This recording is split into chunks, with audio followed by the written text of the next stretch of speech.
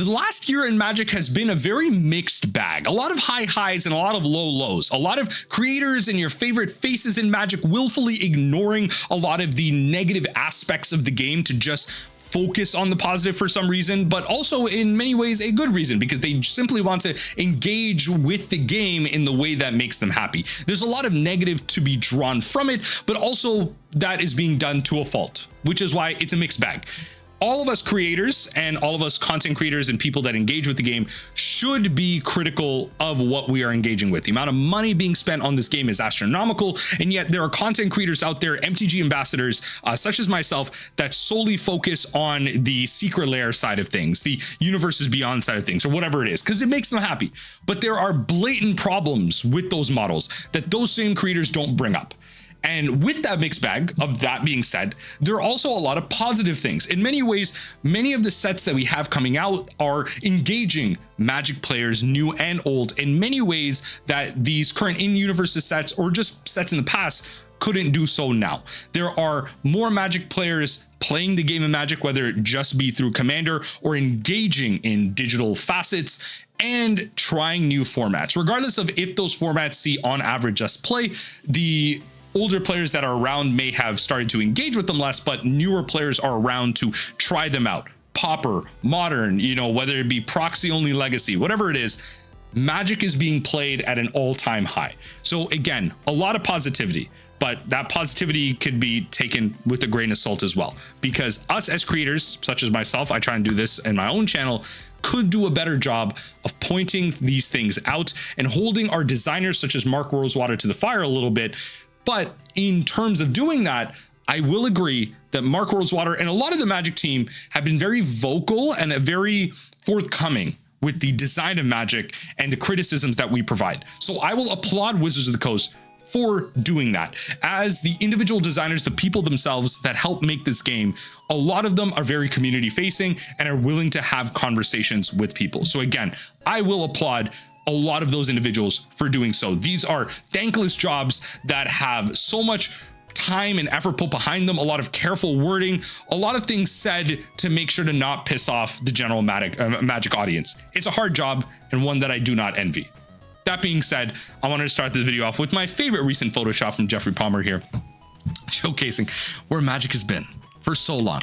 For now, let's hop into the State of Design article. What I want to do with this is not only go over some of the key columns that I found while reading through this, but also at the end of this video, go over what I believe Magic should be focusing on in the next 2 years. And the reason I say that is the next year of Magic is largely set in stone, and in some ways the next 2 years might be so, but there is some flexibility in the next 2 years. Those sets might not completely be finished. There might be some ending pieces to add here and there. And so I believe there is some change to be made that could lead to some positive outcomes in the long term. That I want to discuss at the end. For now, let's talk about the State of Design. Mark Rosewater has been doing this for, since 2005, although he has been the head designer since 03, similar to the kind of US president's state of address here. Let's go over this section first holistically, especially like the overall Magic design. Let's start specific, but this is a big concentration point, and then I'm going to go over only certain parts of the individual sets. So as always, I'll start by looking back at a whole year, examining the highlights.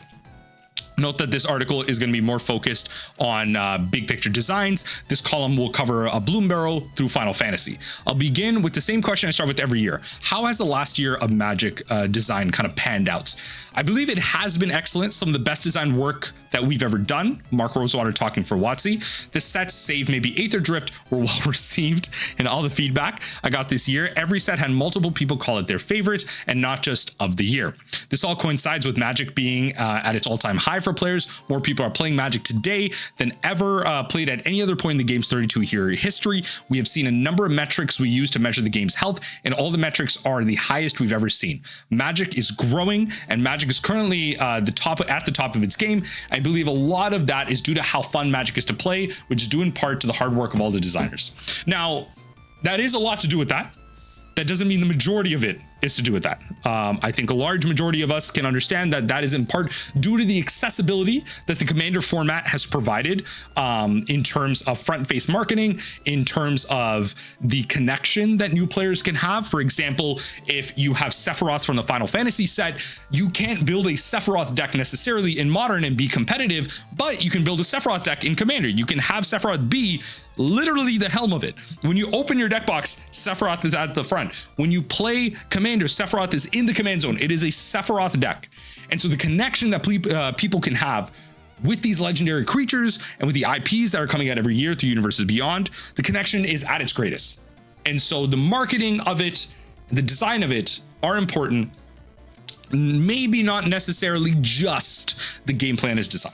Of the mechanics, but the design of the cards and how they flavorfully relate to the characters that they might design to, or they one for one to in Universes Beyond sets, but even with Universes Within sets, whether it be through the types you include on said creatures or the artwork, whether it be super fantastical, kind of silly, sexy, or whatever it is, there are different ways that people can relate to different cards. I should point out that there's a huge amount of work that goes into making Magic great beyond game design. But as this is a design column, I'm focusing on design. However, all that work is also a significant part of the game's success. It doesn't mean we did everything right. Every release had some lessons, which I'll get to today, and there are some larger trends that some players aren't happy with, which I'll also touch upon. I do believe, though, that the design is in a healthy place, and we're continuing to improve our ability to make awesome Magic sets. So first, overall Magic design. Shout out to Sagu Wildling, Popper's staple. So they're good at job at finding their roots. A lot of people had a lot of fun with Tarkir Dragonstorm. We are, made new sets that felt deep and immersive. I will say, I think that was, in my opinion, very felt with Bloomburrow. I think Duskmourn did a cool job in terms of like being a reference set. Like, oh yeah, there were a bunch of cool horror references, but maybe not necessarily like an in-depth world. Like I didn't feel attached to Duskmourn because it was an in-depth world. I felt that way with Bloomburrow, with its character designs, its animals, and the anthropomorphism. But Duskmourn House of Horrors kind of just felt like a reference set, if you will. So I don't know if listing that helps, but that is my own subjective opinion. We found a lot of valuable design space in tweaking known things. So we made a lot of new mechanics like Offspring, Valiant, Manifest, Dread, Eerie, Impending, Omen, Exhaust, blah, blah, blah. This year was a lot of new mechanics, but in some of these, some of these were very similar to mechanics of the past. So Omen being very similar to Adventure, which is a criticism that they actually address later on, which I want to talk about. Offspring as a way to kind of being it's a kicker variant. Offspring is just a kicker variant to create copies of things. Exhaust is an interesting one because it's like a gameplay mechanic that isn't inherent to the card itself in terms of how you remember it. Exhaust is an ability that's an activated ability that you can't activate again as long as that game piece is out or is in its current state. So if you were to flicker it, it becomes a new game state, a new game piece for the sake of the rules. And so you can't exhaust it again. And so there's versions of different things we've done before. Which is kind of nice. There are places to explore these things. I will also bring up the warp mechanic, which is the new, they're not discussing it in this article, but the warp mechanic, I think, is a new, cool, fresh take on the evoke mechanic. There are pluses and minuses to it, and we see it really being used in many ways with Halias and quantum riddlers and stuff like that. So there's a lot of cool things coming out of design. We also found some new things to do. Gifting rooms, start your engines. Rooms have been pretty big in my Commander games. That's my own subjective experience. Gifting has been a very popular one, with I think Into the Floodmaw probably being the more popular representation of that. Start your engines is probably it's probably the worst mechanics designed ever, but I don't know. Maybe it's good and limited. It seems kind of dumb. Pretty good at making limited environments. I would say pretty good is kind of subjective. I think a lot of people have been speaking to the praises of Final Fantasy Limited, which I personally had a lot of fun with. I did a lot of value drafting in Final Fantasy Limited, but also there was a lot of excitement that I got when just playing. There was a lot of back and forth. You could do a lot of cool, fun things. Games felt really deep and interactive in the limited environment of Final Fantasy. Can't really speak to that in terms of other ones. Lessons. Magic is at its best when we recontextualize the tropes we're working towards. So, University Beyond sets were where we should do straight illusions and not in multiverse set. Both Dustmourne, House of Horrors, and Aether Drift suffered from being a bit too on the nose with some references. The Aether Drift famous blue shell reference that everyone and the Mario reference that everyone was pissed off about.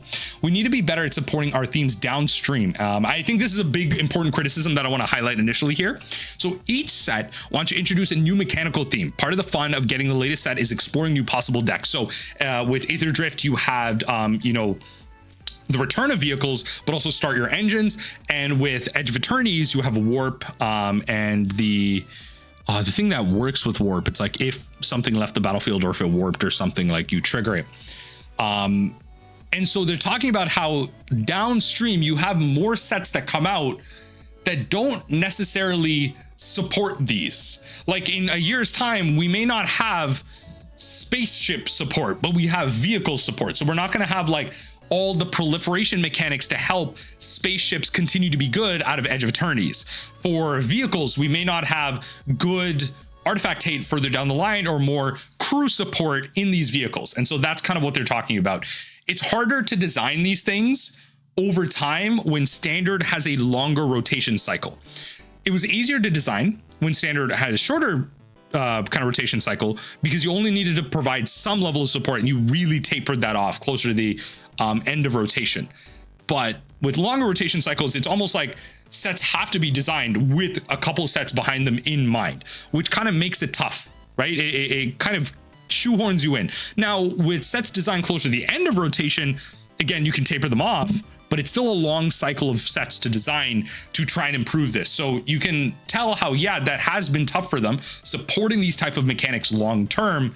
And it also leads to a bunch of unintentional design as well. Cards that surprisingly are like absolutely broken together, absolutely insane when you combine this set from the beginning of this cycle to this set in the middle to this set at the end, and all of a sudden like, oh my god, this deck is like absolutely broken, crazy. These cards were never intended to be together, and we're seeing that now with Standard being 3-year set design with a couple of sets that had cards in it that were only designed for 2-year Standard or even less. We saw that with oh my god, I hate this because I do this all the time with my memory. I see the card in my head, the bear with the claw coming across, the card that just got banned, 1 red, it gives a wicked token, all that stuff, like the red buff spell that just got banned. That was designed for an environment of smaller Standard. It wasn't designed for 3-year Standard. So a lot of these cards wouldn't be coming together to be broken together. We also need to be aware of complexity creep. While we've been working to make sure that individual mechanics are less complex overall, there's a trend in the last year of making the sets complex in mechanical interaction. And this is a little tricky too when it comes to new mechanics. So if you're introducing start your engines, exhaust, rooms, these are all mechanics that don't work with each other but have their own individual challenges. So start your engines is something you have to track over time. It's like a separate emblem that you almost have to track. You have rooms which have a lot of non-intuitive aspects to it when it comes to total converted mana cost, what's open, what's not, in terms of with new players and the board state. It might be easier to visualize online versus on paper, and exhaust, especially as a mechanic, that is really hard to visualize over the state of a longer game for newer players if an exhaust ability has been used. And there are token ways to represent this, but things happen, people hit things on the table, things move around. These things can be a little harder to manage. So when it comes to Bloomborough, flavorful mechanics, interconnected world building, mechanical animal themes were beloved. I think the big thing I want to highlight here is there wasn't the right mix of animals, and also there was some disappointment with the mechanical execution on some animals and then being limited. So I think the big thing here was with Bloomborough, I think a lot of people were really excited for, especially Commander players, with having certain legendaries or themes come out more. And there wasn't enough support for those. And in some ways, a lot of people felt like some animals were missing and some animals were under supported. So highlighting here that, some would have preferred badgers instead of raccoons, skunks instead of bats, turtles instead of frogs, and we shouldn't have brought like mice, rats, and squirrels. Like cards that already had some level of support, especially like squirrels, but in some ways it only makes sense to bring them in, right? Because those squirrels have been like a very famously meme part of Magic for a very long time and have had a lot of support be powerful over time. So it makes sense that to call back to some of these, you should bring some of this back, but getting that balance right is hard. It's really hard, right? Like the commander players, they want skunk commanders. They want more turtle commanders. And in many ways, there have been more turtle commanders. There has been some horse commanders more recently as well. They are making steps in the right direction. It's about supporting these mechanics really well. Duskmourn, the big thing I would say for this was, I don't know if they feel like the plane was an overall success. I think it was a very big reference set. But I think this point here, where the 80s horror theme was forced into the set in a way that distracted from the overall vibe, is I think kind of what I was speaking to earlier. It just felt like one where they just had fun with too many references. Felt like a hat set in many ways. And it's just too many, most of it, which were loudly, the harshest criticisms were that many of the survivors felt out of place in the set, most of which were loudly alluding to specific 70s and 80s horror theme films. If we could go back revising, about 10 to 15 cards would have alleviated the major concern for most players. And I think that's fair. It's not changing the whole set.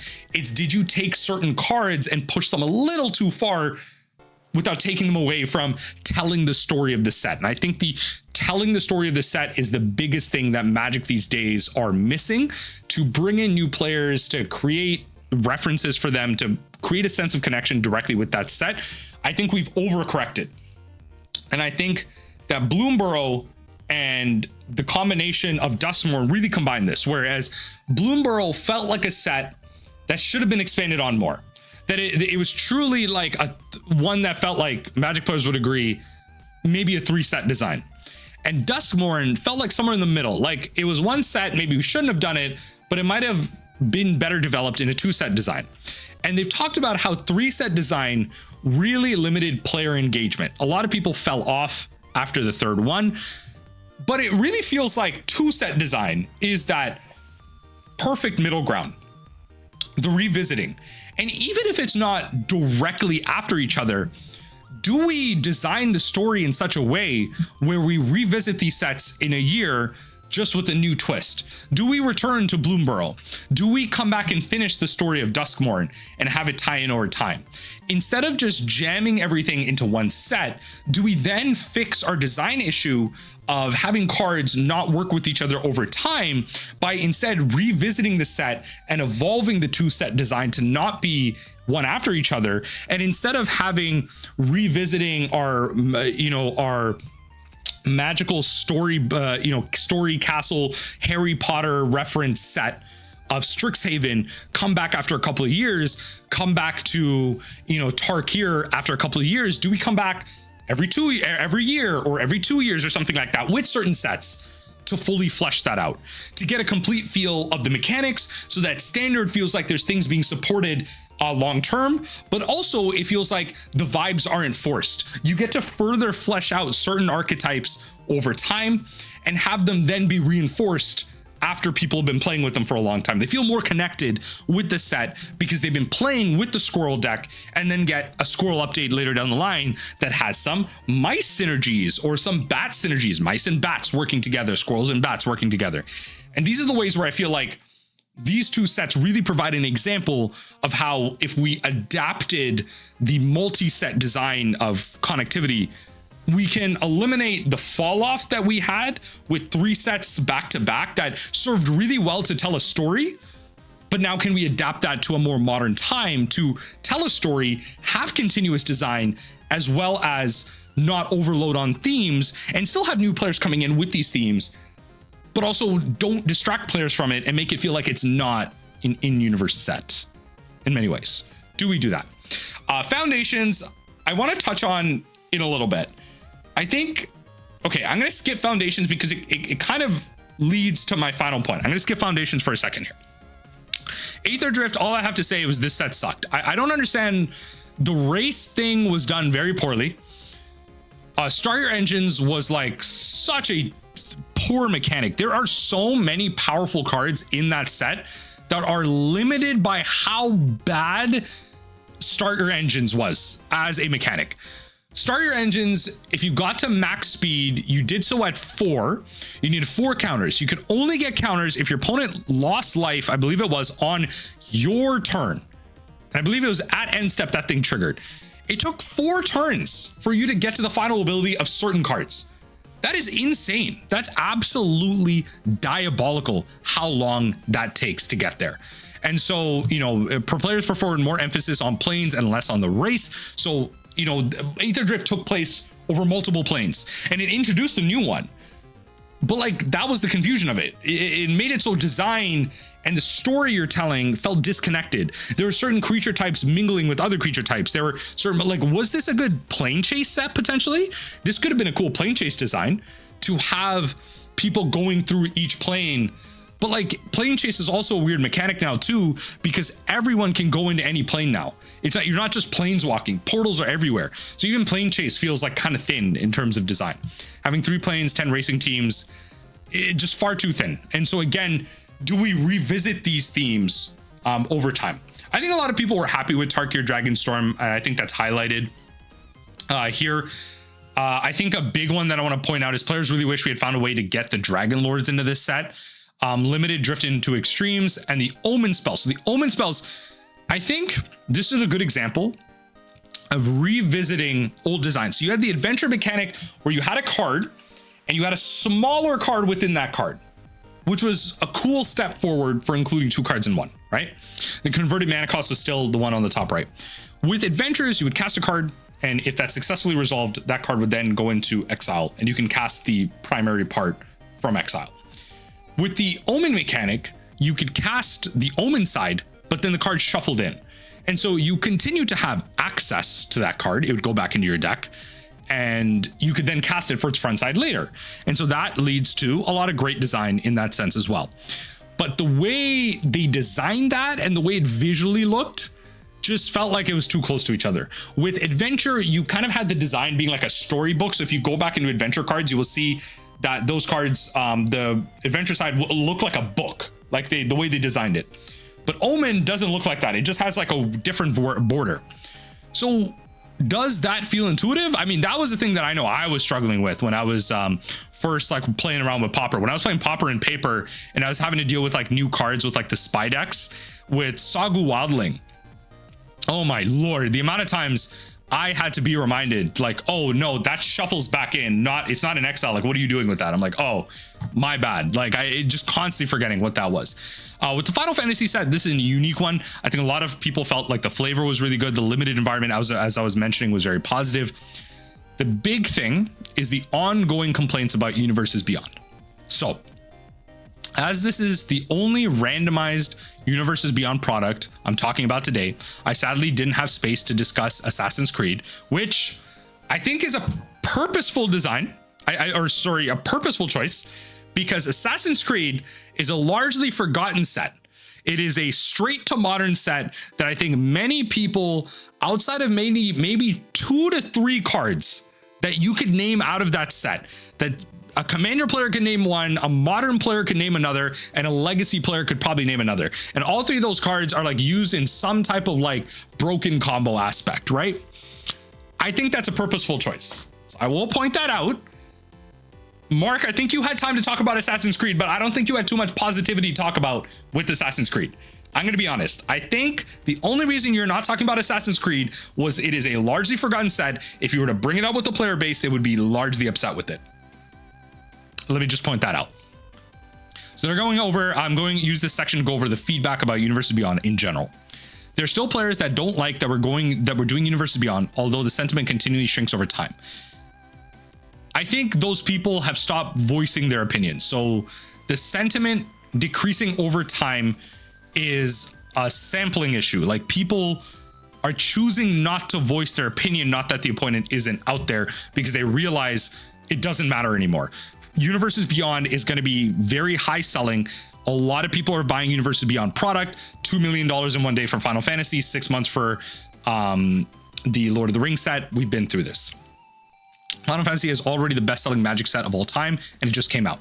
Some players don't mind Universes Beyond sets in general, but they feel at home in Magic's fantasy setting. Some players are unhappy that we're including Universes Beyond sets in Standard. Some are unhappy that Universes Beyond booster packs cost more on average than Magic the Gathering multiversal booster packs. These are things that are very relevant. These are things that are very important to discuss, that they're offloading the cost of IPs to their players. Just saying. Very important that they are addressing all of this. Do they have a solution for this? No. Mark just goes on to say another year goes by. And I think that when it comes to the next year of focus, the thing that we need to address, and I've talked about this ad nauseum, pun intended, in a recent video of mine, talking about proxies and reprints.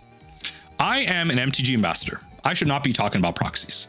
They probably want to work with me less because I'm bringing up proxies. I've been on other creators' streams where they told me, do not bring up the word proxy. Bring up the word replacement. Use another word. Just use another word. We are a proxy-friendly stream, but do not use that word on the stream. Fair enough. Fair enough. I get it. This is a WotC-sponsored stream, and they want to be directly involved with those people, right? And when it comes to certain of those content streams that I've been a part of, I've had criticisms of them. There's some that I would be more hesitant to join again. And there are some of those that I would be very happy to join again. And I've voiced that. There's a couple of creators that I know that I've told them, hey, whenever you need me on a stream, shoot me a message in advance. I'll do my best to join. You know, there's some great people that I've come across. But there's also some people that in many ways are just out here for the WotC sponsorship. It's very cliquey. They're just here to be a part of these sets, open these products, and expand their audience. And in many ways, I am a victim of this as well, right? I have been posting daily Magic content for a good portion of this year. Daily shorts, daily videos, because I have a lot of opinions about Magic. I engage with Magic in a very big way. It is my primary hobby, although I do a lot of gaming outside of Magic as well. And so I have a lot to say and I have a lot to play. I play a lot of formats in Magic as well.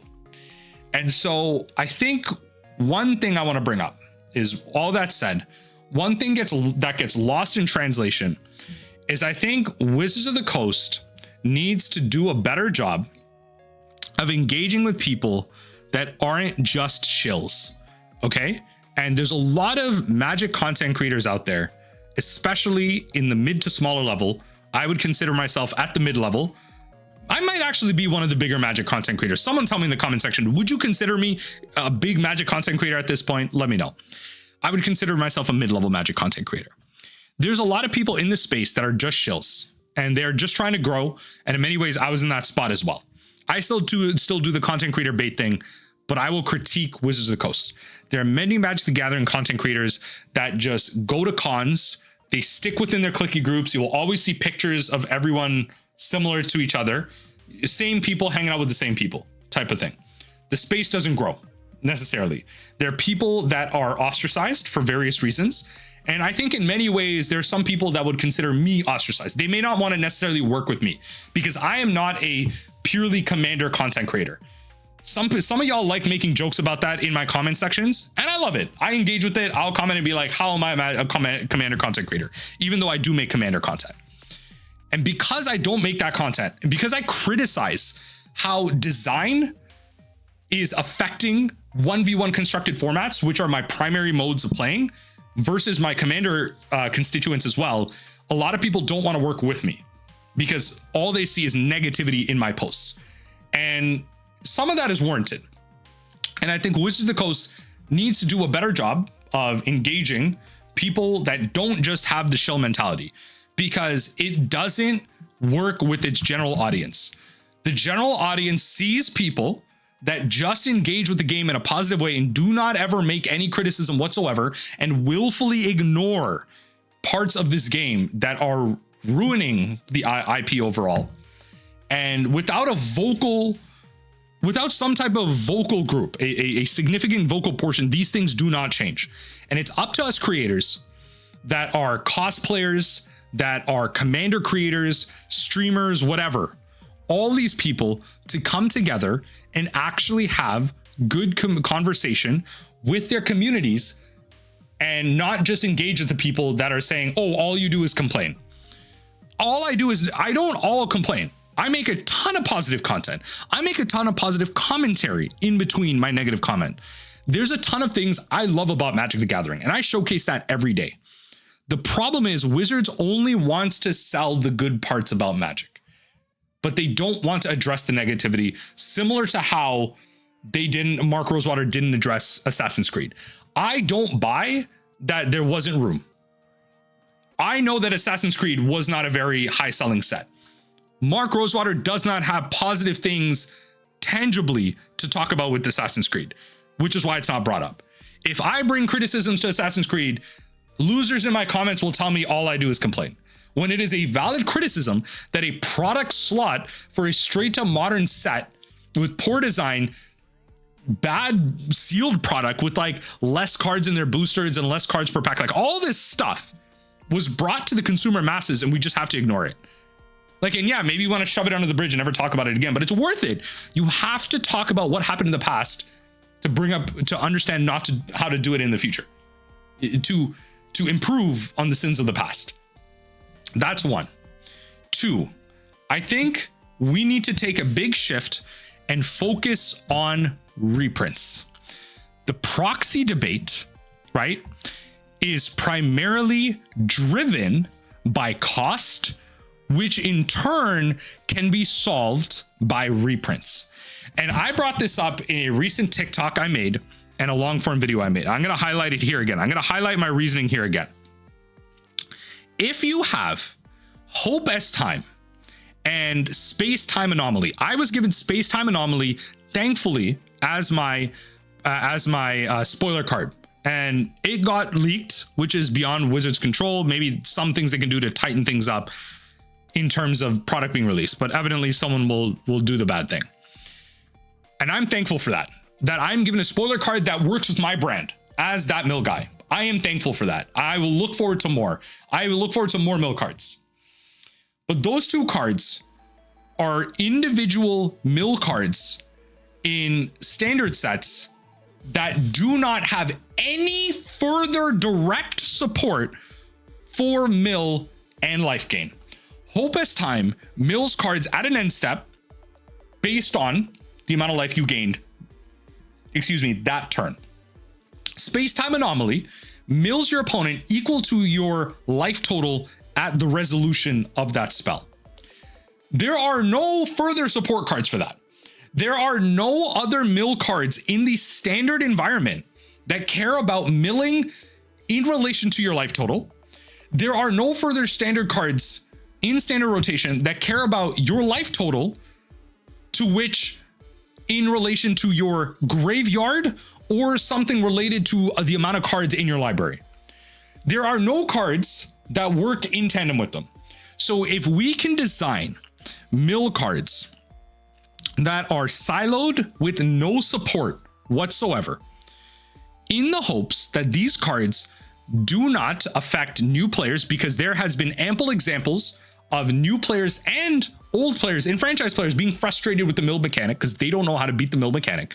And so that these cards do not destroy the limited environment, because in a limited environment with 40 cards, it is hard to design balanced mill cards. It's hard because then mill takes over the whole thing. It's very hard to do this. And so if we can do that, then why can't we print Mox Opal in standard with no combos or cheap artifacts to enable it? Let that sink in. No, really think about it. Some of y'all are lost because y'all ain't thinking. Y'all are not thinking. Y'all can't think beyond your room temperature IQ. Why can't we print Mox Opal in a standard legal environment with no cheap artifacts to enable it fast and no combo to enable it, and then print Mox Opal at rare, not at mythic, at rare, which is what it should be, right? At rare, in an environment where now a well-opened set in an in-universe Magic set with in-universe Magic sealed product prices, the card is being opened, serving to reduce the cost of Mox Opal, which is now like 200 Canadian dollars, 250 Canadian dollars, less than that in US, right? Now serves to reduce that cost. And now we can even take the chase rare or mythic like Mox Opal and have it serve as a standard showdown promo instead of laughing Jasper Flint, which ain't nobody play except for as a commander or in their Obeka extra upkeep stack. Ain't nobody play that card nowhere. Okay, so why don't we take chase cards, design them in sets and in standard environments in 3-year rotations without ample support, right? So that they don't break that environment. And if they do, we can ban it later. But they are in print to bring the cost down so that standard players are excited to open packs so that they can sell these, right? They can sell these now to build into other decks or keep them to build into older formats, and then have the chase rare be the standard showdown promo or the ongoing tournament promo so that older Magic players that are in older formats or more enfranchised Magic players that are in these older formats like Modern, like Legacy, can come into the standard environment to create a loop to then add to the standard environment. More people are buying singles, more people are opening packs to then win these.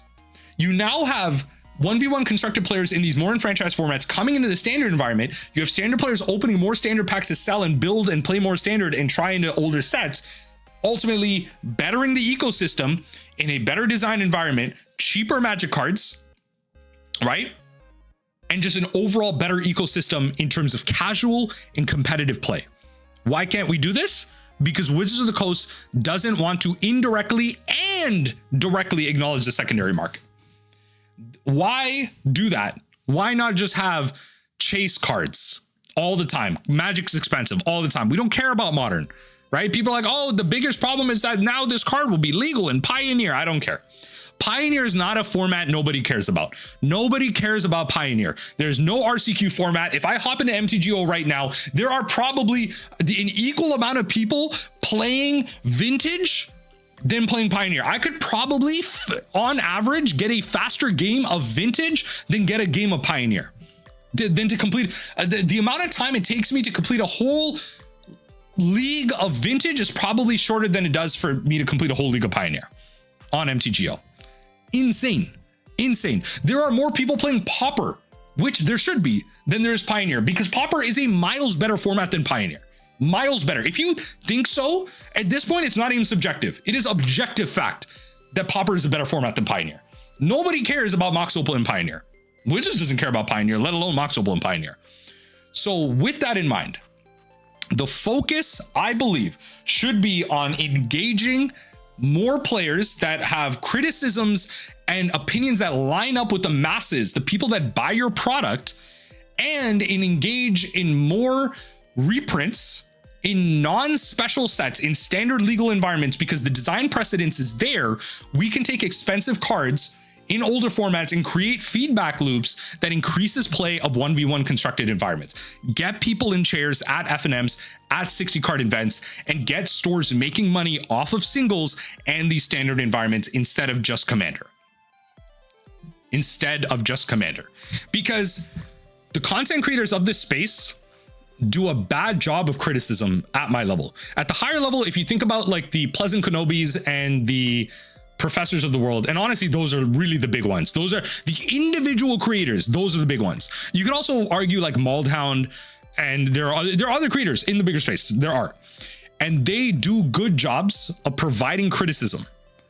The mid to small level creators are too busy licking boots, okay, and not providing criticism of actual problems in the Magic space and not advocating for solutions. I am advocating for reprints. I am advocating for the people that hate proxies and love proxies. If you hate proxies, I'm advocating for reprints. If you love proxies, I want you to just play the game. I want the game to be as engaging as you want it to be, so that people have a better opinion of Magic. More people are playing Magic and enjoying proxies with you. I am advocating for the betterment of the game and past design and the state of the game. I want actual acknowledgement of the problems in this game from its creators. This is a call out to so many creators. I've been doing this in so many videos at this point over the last month. The creators in this game, the MTG ambassadors in this game, the other people being partnered to make content for this game, do such a poor job of acknowledging the problems in this game, because they are making so much money off of it. Through the ad spots, through the partnerships, they are making so much money, and they don't want to break that. Because they might be cosplayers for their cons, they might be Commander content creators and streamers. They are making a lot of views and engaging in the positives of Magic, but there are a lot of negatives. We cannot just keep shoving our dirty laundry under the bed and pretending like we don't got to clean our room. We got to grow up as an audience. And as creators out there, we need to do a better job of serving the audience that watch our content every day. Look, folks, that's my rant. I think I've gone on for, Lord, it's looked like 40 minutes at this point that I've been going on for this recording. But regardless, let me know what you think in the comment section down below. How are you feeling about the state of design in Magic right now? How are you feeling about the Universes Beyond situation? How are you feeling about the article in general, the lack of addressing of Assassin's Creed and all that stuff? How are you feeling about the future of Magic in general? Are you hopeful? Are you excited? Are you critical? Are you pessimistic? Whatever it is, I'd love to hear your thoughts down below. Sound off down there. Whew. Let's just end this off by saying I love Magic. I love Magic the Gathering. I want to see it improve. I will continue to play it, and I will continue to criticize it to make sure it can get better.